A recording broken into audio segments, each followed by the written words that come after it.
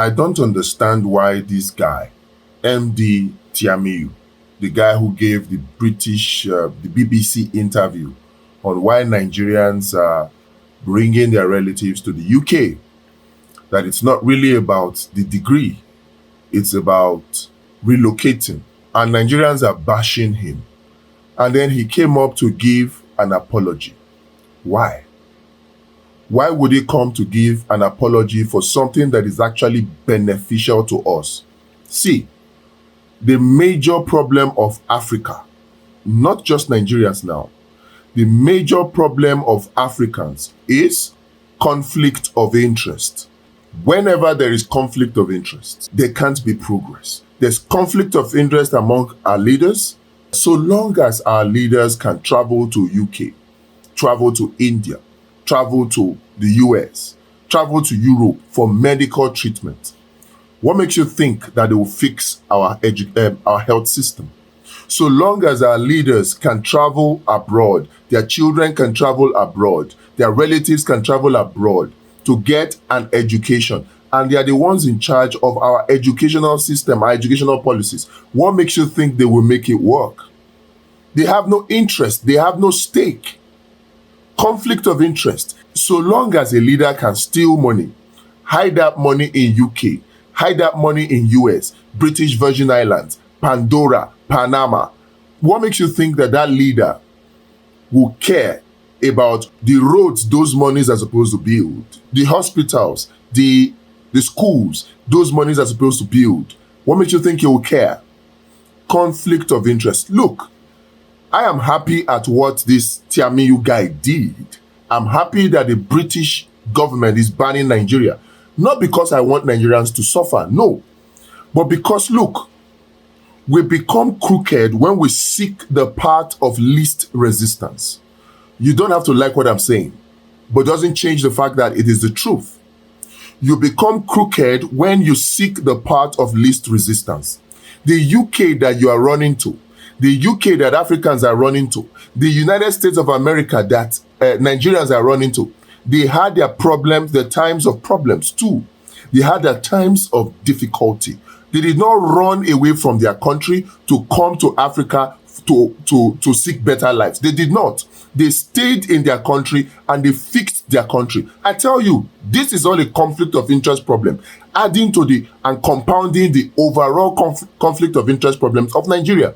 So long as we have Nigerians who see traveling abroad as an opportunity to make their lives better, we won't have people who will give their all to fix Nigeria. And that's what we need. So long as there are people who are willing to sell all they have. Do you know how much it costs to travel to the US, to relocate to UK? Do you know how much it costs to relocate to Canada, to relocate to Australia? Do you know how much it costs? For a single individual who travels there, you need upwards of 20 million naira. Do you know what you can do with that 20 million? Don't come and tell me that, oh, the security problem is contributing to it. The lack of opportunities. There are opportunities over there. Who told you that? Are there no unemployed in the UK? Are there no unemployed in the Americas? Have those people left their country to come to Nigeria to seek greener pastures? They stay. They protest even more. In UK, they protest more. Where things are perceived to be working by Nigerians, they protest more than in Nigeria that we think things are not working. They stay in their country. The British, they stay in their country. The Americans stay in their country to fix their country. And we are busy here thinking about how we can run away from our country to those same countries that are responsible for our problems. It's like a man who deliberately sets fire into the hole of a rabbit to catch rabbit. So he goes to the other end of the hole, the exit of the rabbit hole. He goes there and he puts fire there, he puts smoke, and comes to the entrance of the rabbit hole and waits for the rabbit to jump out so he can catch it. That's what the British, that's what the Americans, that's what the Europeans, that's what the Chinese, that's what they are doing to us. They will go to the other end, our exit point. They will set fire there. put smoke into the rabbit hole and come to the entrance and be waiting for us to jump out so they can catch us. Because at the end of the day, all this brain drain, all this japa syndrome, they orchestrated it so that they can continue to have our best brains come and develop their countries, in addition to the corrupt monies that they also encourage our politicians to steal. In addition to the fact that they make us consumers, that we spend our monies on buying their goods, their iPhones, their cars, their Ferraris, and the likes. All round assault on us so that they can get the best of us to do their bidding. And we can't see this. I think it is an act of God for the Tiamiyu guy to give that interview to BBC. For BBC to, they should ban us from coming. Look, why have they not banned the student visa? Ask yourself that question. They are making money off Nigerians. There's a report out there that there's a net profit for this student education program in the UK. There's a net profit for them. So whatever monies you think you are making off going to work as a help there, as somebody who will take care of aged people, caregiving, the net money you make from there is less than the money you spent going there. So on the net, overall, the UK makes money from Nigerians and Africans relocating to the UK. They do.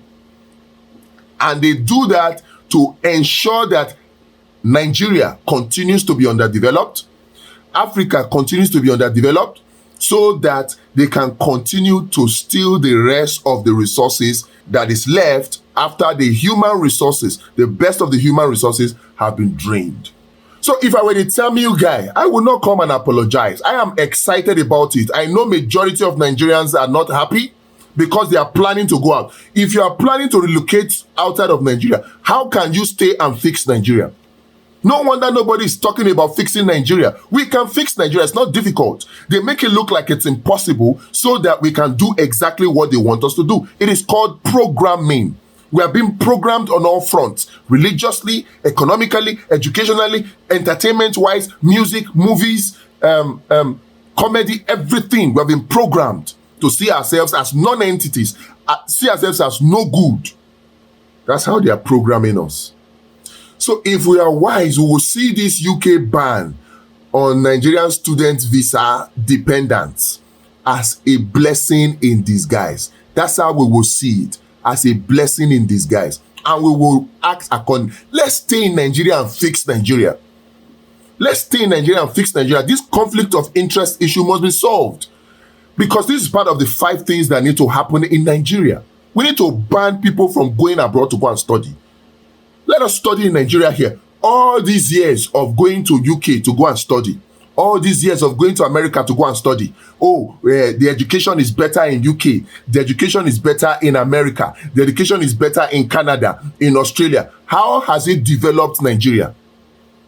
The more students go out to go and study, the worse the case of Nigeria becomes. The worse the case of Africa becomes. That goes to tell you that it's not in Nigeria's or Africa's interest for students to go and study over there. And don't deceive yourself with these diaspora remittances. Diaspora remittances is a hoax. If diaspora Nigerians remit $20 billion, $30 billion every year, ask yourself, where does that $20 billion go? The $20 billion is spent on what? They spend it on buying cars.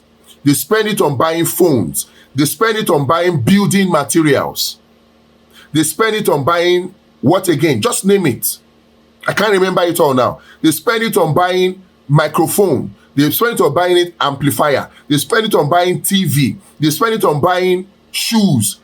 All of these things that they spend these diaspora remittances on.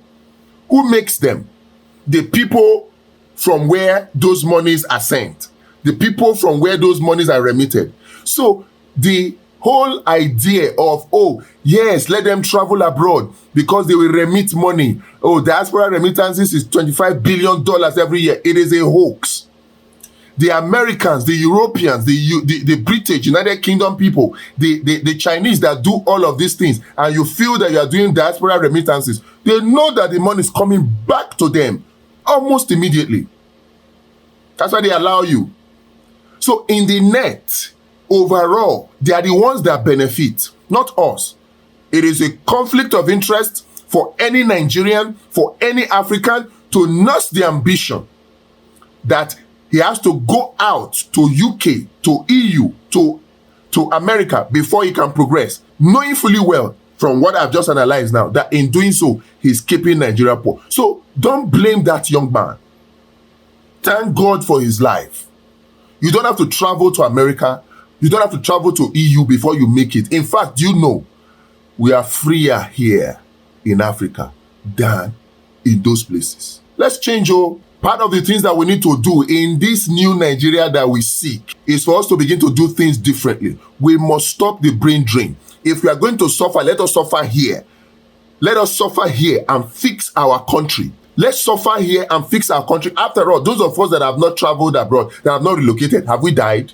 You can't be nursing the ambition to travel out and then you are blaming politicians who store money abroad. You are blaming politicians who steal money and they hide it abroad, or who buy houses abroad, and blaming politicians who go abroad for medical treatment, who go abroad for education. You can't blame them now. How are you different from those politicians when you yourself, you are doing the same thing? We have to stay and fix this country. When we see that there's no other option for us in this country, we will wake up to do the right thing.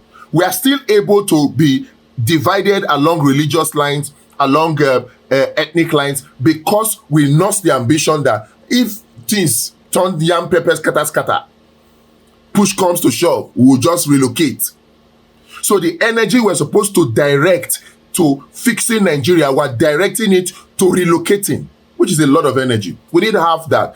If the energies that everybody's putting into trying to relocate, we put half of that energy into fixing Nigeria, Nigeria will be 10 times better than the United Kingdom. Check it now. We spend more money buying pounds, buying dollar to pay for school fees abroad than we spend on education in Nigeria. Think about it. So anybody that is thinking of relocating is doing Nigeria and doing Africa a disservice. So stop attacking that young man. It's an act of God. He has apologized and said he didn't mean it. So God used him to block Nigerians and Africans from going there. Those of us that are here, we are still alive. And that is why we are interested in making sure we have a Nigeria that works. Stop blaming him and start thinking about how you can fix Nigeria. We can fix Nigeria together. It is possible.